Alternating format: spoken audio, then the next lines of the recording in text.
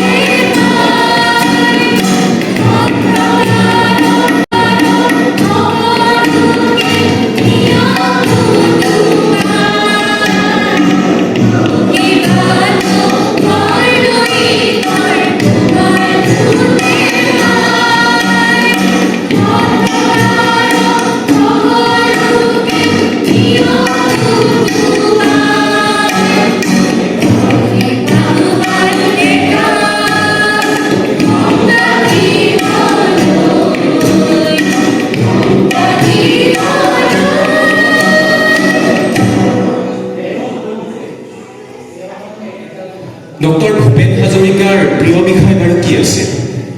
তেওঁৰ প্ৰিয় বিষয় আছিল মানৱতা। আৰু সেইবাবে তেওঁ গীত গাইছিল মানুহৰ। তেওঁ গীত গাইছিল শোষিত, নিষ্পেষিত, নিপীড়িতৰ। আৰু যাৰ বাবে তেওঁ হৈ পৰিছিল সুধা কণ্ঠৰ পৰা জনতাৰ কণ্ঠলৈ, জনতাৰ কণ্ঠলৈ, জনতাৰ কণ্ঠলৈ।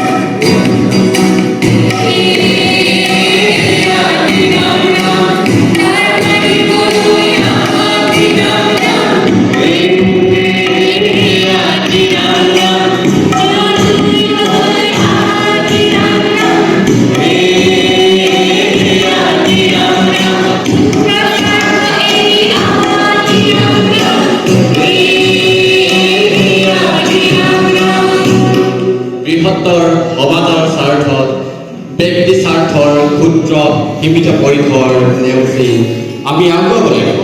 আৰু ভূপেন হাজৰিকাদেৱেও কৈছে যে জনতাৰ মাজত ফলগুণ ধাৰা সদৃশ্য বৈ থকা অন্তঃসলীলা এই বিদ্ৰোহী চেতনাৰ সংগঠিত ৰূপ জনতাই আগুৱাই দেখুৱাব লাগিব। জনতাই আগুৱাই আনিব লাগিব নিজৰ স্বাধিকাৰ, নিজৰ স্বাভিমান, নিজৰ স্বতন্ত্ৰতা।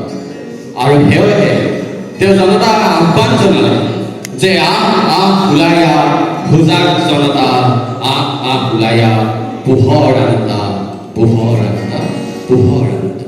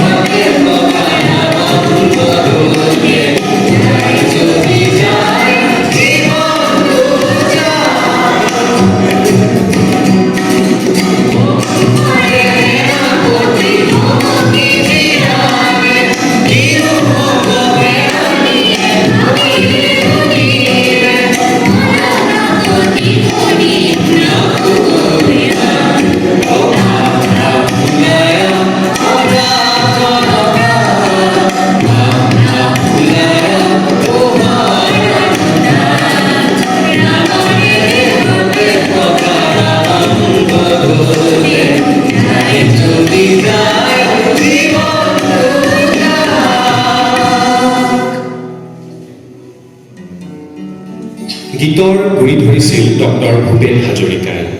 ঠিক তেনেদৰে সাহিত্যৰ গুৰি ধৰিছিল ডক্টৰ ইন্দিৰা গোস্বামী, অৰ্থাৎ মামণি ৰয়ছম গোস্বামী বাইদেৱে।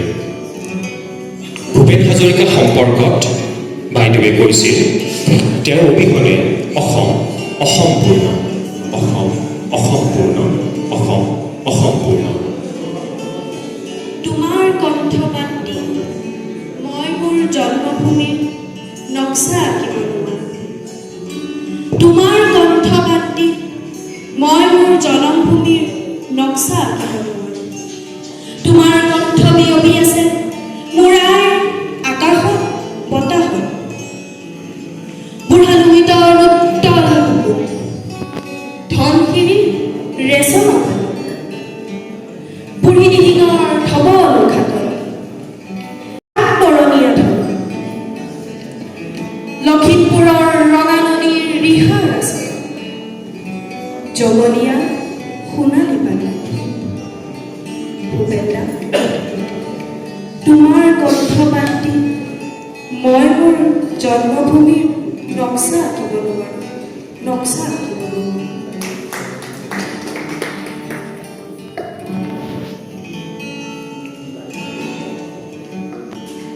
পূৰ্বতেই কৈছোঁ ভূপেন হাজৰিকা আছিল গীতৰ মানুহ শত সহস্ৰ গীতত আমি বিচাৰি পাইছিলোঁ মানৱতা মানৱতা মানৱতা আৰু সেই মানৱতাক আগ ধৰিয়ে তেওঁ হেজাৰজনক আপ্লুত কৰিবলৈ অনুপ্ৰাণিত কৰিবলৈ গাইছিল মোৰ গান হওক আস্থাহীনতাৰ বিপৰীতে এক গভীৰ আস্থাৰ গান আস্থাৰ গান আস্থাৰ গান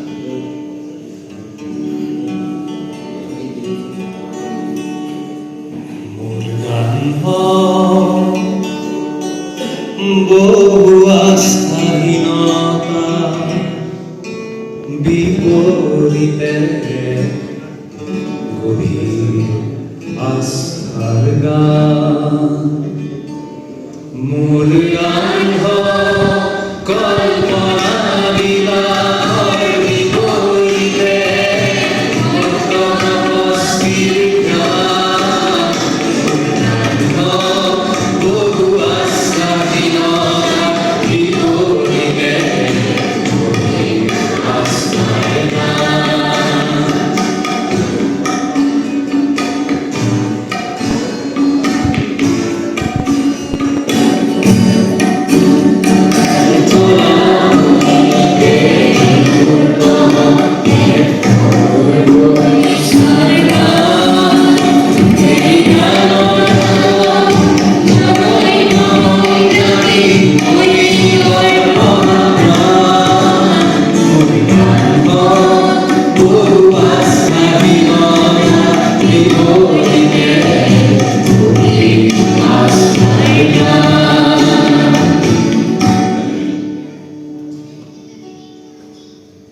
1926 চনত যিয়েটি গীতৰ জন্ম হৈছিল সেই গীতটি কায়িকভাৱে 2011 চনৰ 5 নৱেম্বৰ তাৰিখে আমাৰ মাজৰ পৰা নাইকিয়া হৈ গৈছিল কিন্তু আজিও আমি তেওঁক বিচাৰোঁ আৰু আগন্তুক সময়তো তেওঁক বিচাৰি থাকিম ঠিক বনজিৎ তালুকদাৰে কোৱাৰ লেখীয়াকৈ একবিংশ শতিকাৰ পঞ্চম দশকতো মই তোমালৈ বাচ্ছা মই তোমালৈ বাচ্ছা মই তোমালৈ বাচ্ছা এইজনা ঘনজন্মা মহান শিল্পীৰ মহাপ্ৰয়াণত ডক্টৰ অমৰজ্যোতি চৌধুৰীদেৱে লিখিছিল এটা গান শেষ হ'ল এটা গান শেষ হ'ল এটা গান শেষ হ'ল যি গানলৈ ৰৈ থাকে সমগ্ৰ জাতি সেই গান শেষ হ'ল এটা গান শেষ হ'ল যি গানৰ মূলতে আছে আমাৰ বহাগ সেই গান শেষ হ'ল এটা গান শেষ হ'ল যি গানলৈ ৰৈ আছে আমাৰ বহাগ সেই গান শেষ হ'ল এটা গান শেষ হ'ল যি গানৰ মূলতে আছে আমাৰ বহাগ সেই গান শেষ হ'ল এটা গান শেষ হ'ল গানতে লক্ষ্মী ধান উপচি আছিল ধান করিয়াই আছিল ফুলৰ কাকলি গাই অসমীৰ মান মৌচুমী মাতে আদি বান্ধিছিল বিশ্বৰ প্ৰাণ এটা গান শেষ হ'ল এটা গান শেষ হ'ল এটা গান শেষ হ'ল এটা গান শেষ হ'ল এনেদৰে ক্ষণে ক্ষণে অসম ভূমিলৈ আবিৰ্ভাৱ ঘটিছে নানা ব্যক্তিসত্তাৰ সেই তাহানিতে শংকৰ আদানৰ পৰা আৰম্ভ কৰি পিছলৈ জ্যোতি বিষ্ণু ফণী শৰ্মাকে আদি কৰি নানাজনে নানা দিশেৰে অসমীয়াক সমৃদ্ধ কৰি তুলিছে অসমীয়াৰ ঘটতৰা স্বৰূপ হৈ জিলিকি উঠা এইগৰাকী মহান শিল্পীৰ বাবে আজি হৈ পৰিছে এক অন্যবদ্য আমাৰ মাজলৈ আমি 1930-40 দশকত পাইছিলোঁ ৰূপকৰ জ্যোতিপ্ৰসাদ আগৰৱালাদেৱ আৰু সেই জ্যোতি বিষ্ণুৱে আগুৱাই দেখুৱাই যোৱা বাটেৰে ডক্টৰ ভূপেন হাজৰিকা গীতৰ ক্ষেত্ৰখনলৈ আগুৱাই তাৰ সমান্তৰাল সাহিত্য প্ৰচাৰত চহকী কৰিলে মামনি ৰয়চম গোস্বামী। আৰু এই 1970 ৰাতিৰ দশকৰ দলিলমান সময় ক্ৰমাৎ বৰ্ধমান ৰাজনৈতিক সামাজিক অৰ্থনৈতিক অস্থিৰতাৰ মাজেৰে অসমীয়া জাতিটোক নতুন প্ৰাণ সঞ্চাৰ কৰিলে এক বক্তা, তাৰ নাম জুবিন গাৰ্গ।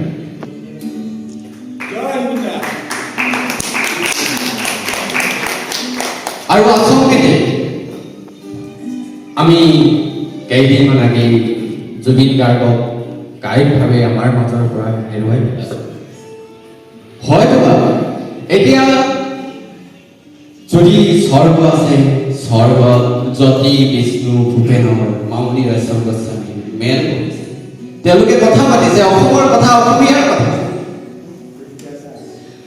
বৰ্তমান অসমত কি হৈছে, সাম্প্ৰতিক অসমৰ ঘটনা কোৱা, অসমৰ গীত মাতৰ ক্ষেত্ৰখন কেনেকুৱা, অসমৰ সাহিত্যৰ পথাৰখন কেনেকুৱা, সংস্কৃতিৰ পথাৰখন কেনেকুৱা, অসমৰ অনাগত দিনবোৰ কেনেকুৱা হ'ব। তেওঁলোকে কিজানি গীত আৰু কথাৰ মাজে মাজে জুকিয়াই চাইছে তেওঁলোকে এৰি অহা দিনবোৰ, তেওঁলোকৰ শৈশৱ, ল'ৰালি, কৈশোৰ। গতিকে এই অসমীয়াই সমৃদ্ধ কৰি তোলা, অসমীয়াই কপালত ভোটা কৰা স্বৰূপ হয় জিলিকা আটাইকে এগৰাকী নমস্য ব্যক্তি সত্তাক বৰি শেষত আমি অসমীয়াই জয়গান গাম, আমি গাম অসমীয়াৰ কথা, আমি গাম অসমীয়াৰ কথা। গতিকে এয়া আমাৰ এই সংগীতালক্ষ্যৰ অন্তিম নিবেদন। ও মোৰা কুমাৰ।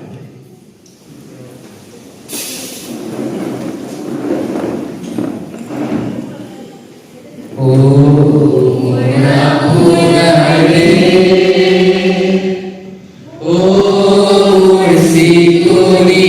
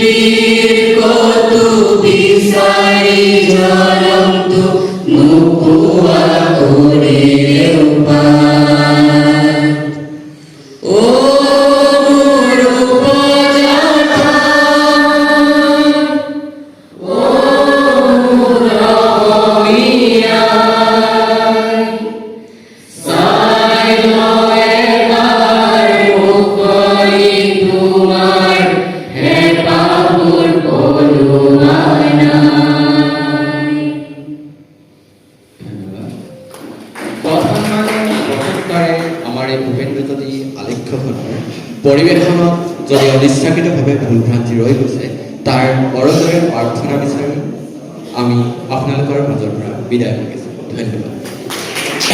ধন্যবাদ।